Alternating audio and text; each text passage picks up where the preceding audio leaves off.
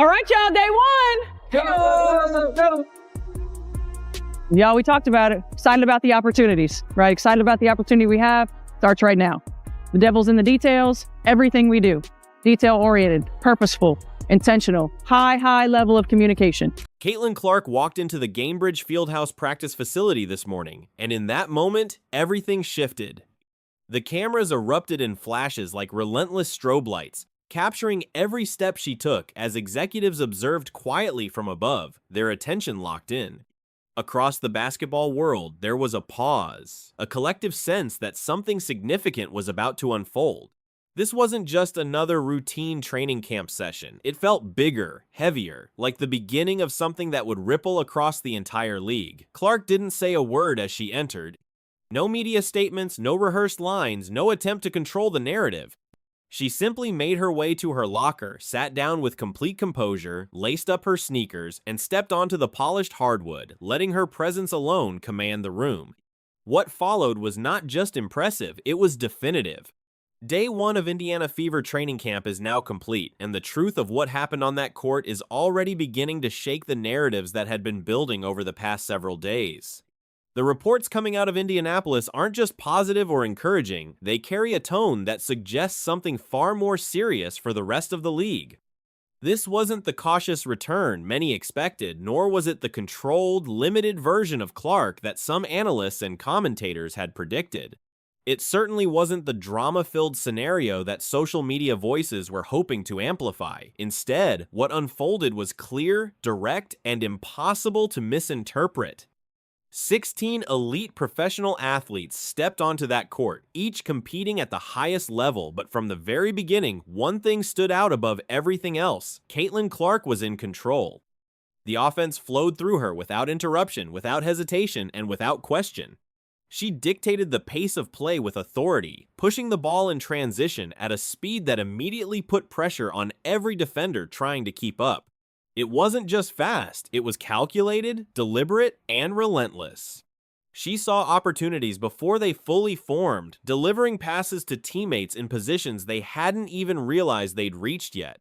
Backdoor cuts were met with perfect timing, and passing lanes that seemed closed to everyone else were effortlessly opened by her vision. Her passing alone was enough to turn heads across the gym. Precision throws sliced through tight defensive windows, cross-court passes arrived exactly where they needed to be, and no-look setups left even experienced professionals momentarily frozen, processing what they had just witnessed. There was a level of creativity and control in her playmaking that didn't just create scoring chances, it redefined the rhythm of the game itself. And then there was her scoring. Without hesitation, she pulled up from deep range, launching shots from well beyond the arc, including from distances that most players wouldn't even consider in practice. From nearly 35 feet out, right on top of the logo, she shot with complete confidence, as if those attempts were no different from routine jumpers. What made it even more striking was the context. 8 months away from competitive WNBA basketball is more than enough time for most players to show signs of rust, hesitation, or at the very least, a need to gradually reintegrate into high-level play. But none of that was visible here. There was no sign of caution in her movements, no indication that she was easing herself back into form, and absolutely no trace of uncertainty in her decisions. Every action on the court reflected confidence, readiness, and complete command of her abilities. Instead of looking like a player returning from time away, she looked like someone who had been preparing for this exact moment with intensity and focus. There was a noticeable edge to her performance, something that went beyond skill and execution. It carried the presence of a competitor who had been waiting, watching, and mentally preparing, counting down the time until she could step back onto the court and reassert herself. From the opening whistle to the final moments of the session, that energy never faded.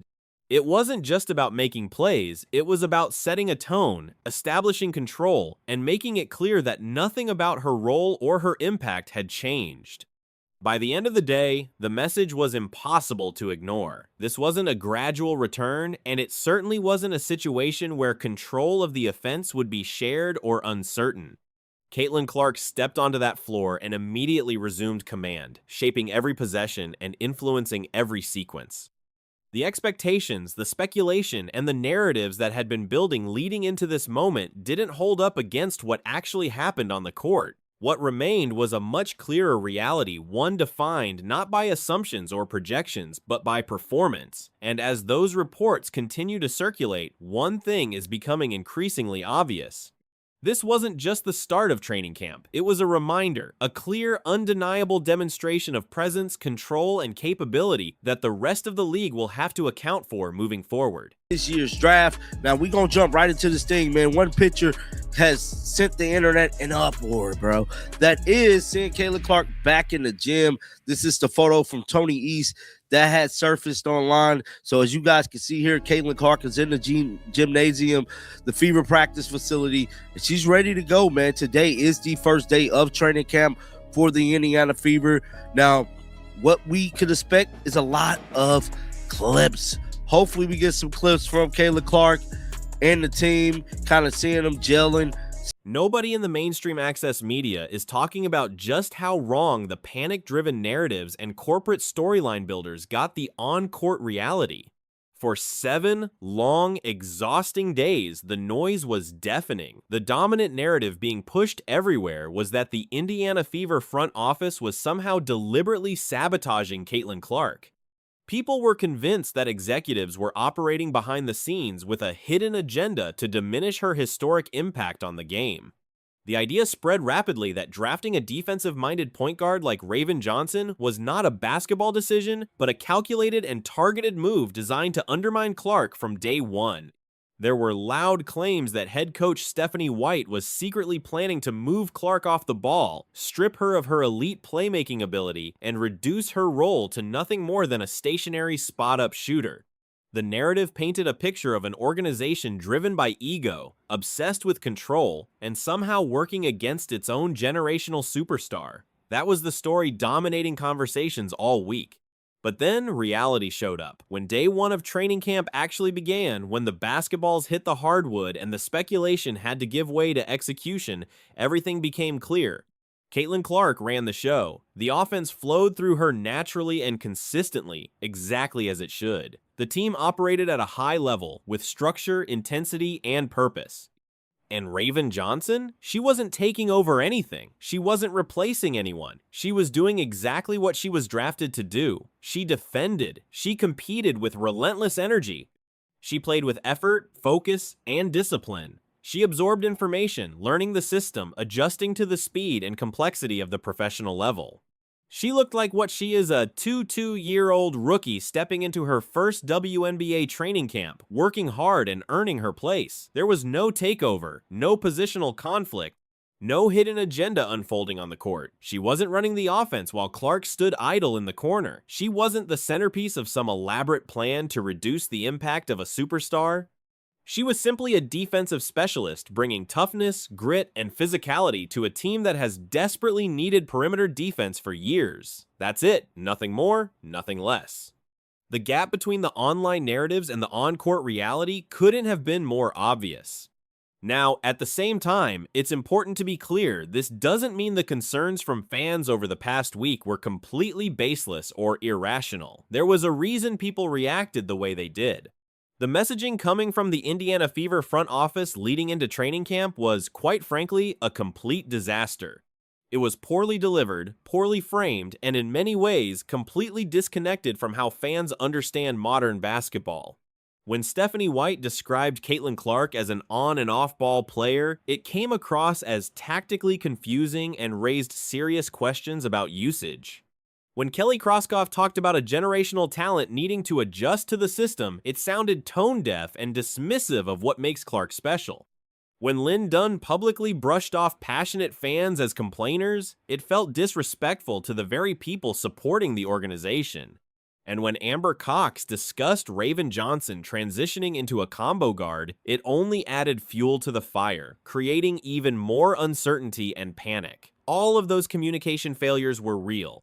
They created tension, confusion, and frustration across the fan base. They amplified fear, triggered backlash, and even led to calls for boycotts.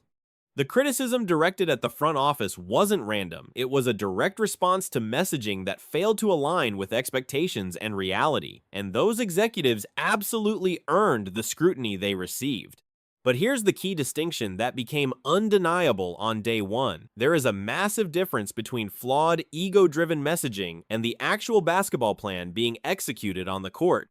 And what training camp just revealed is that the real plan, the one that actually matters, is simple and clear. Caitlin Clark runs the offense. That's not a theory. That's not speculation.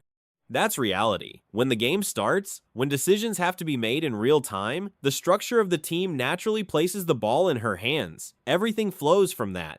Everything builds around that, and no amount of awkward interviews or confusing statements can override what is fundamentally obvious when play begins. If there were any alternative ideas quietly sitting in the background, any hidden intentions to force a rigid system that minimized Clark's strengths, those ideas didn't survive contact with reality. Because the moment practice started, the truth revealed itself immediately. The system adapts to the superstar, not the other way around, and in many ways, Caitlin Clark may have already ensured that outcome long before training camp even began. By publicly praising Stephanie White's basketball mind, by showing confidence and alignment, she created a subtle but powerful dynamic. It wasn't just respect, it was positioning. It set expectations. It framed the relationship. It made any deviation from that trust far more difficult to justify. That's how high-level players operate. Not just with skill, but with awareness, timing, and control over the narrative without ever needing to force it. And now, after day one, the noise is starting to fade, because the truth is harder to argue with when it's happening right in front of you on the court. It's a short time with you and Stephanie as your head coach. What do you appreciate the most about what you're learning from her right now here with the team? Yeah, I mean, I think the thing that I've always admired about Steph, and I've known her for quite some time now, obviously not on the level that I do now, but like she just has a really, really good basketball mind. And if you listen to her call NBA games or college games, like her knowledge of the game is far better than most people. Like she understands how the game is supposed to be played, situation basketball. She knows what she's doing. She knows how to put people in positions to be successful, 1 through 5 on the floor. She's going to put us in lineups that are successful, but also like she's going to hold you accountable. She's going to coach you, and that's something I'm really grateful for. But also like she's just been. Caitlin Clark's words weren't just a compliment, they were a clear message. By saying her coach knows how to put players in the best positions, she set the expectation that the system would revolve around maximizing strengths, especially hers with the ball in her hands. That subtly forced the reality we saw in camp. She's running the offense. At the same time, Raven Johnson completely disproved the online drama. She looked composed, competed hard, and played her role as a defensive specialist while both players shared the court without any issues, proving the conflict was overblown. And most importantly, Clark doesn't look like someone coming off injuries. She looks sharper, more confident, and fully in control, which should seriously worry the rest of the league. Baby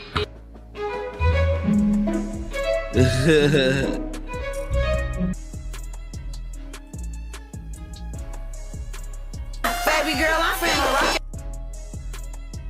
Darts, bruh. Nothing but darts.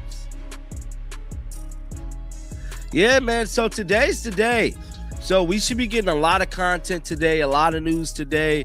I know the Indiana Fever admins is going to work some things out to keep us informed. Caitlin Clark looked explosive, with her quick first step fully back, smooth shooting from deep range, and precise high-level playmaking that controlled the entire floor. Her intensity made one thing clear: she's not giving up control of the offense or taking a reduced role. Surrounding her is the most complete roster she's ever had, filled with scorers, shooters, defenders, and versatile pieces that perfectly complement her game, making this team look like a true contender rather than just potential. While it's still early and real judgment will come in preseason games, day one answered the biggest question. Clark is still the engine of this team. The offense runs through her, and everything is built around her strengths. If this continues, the Indiana Fever won't just be competitive, they could shock the league.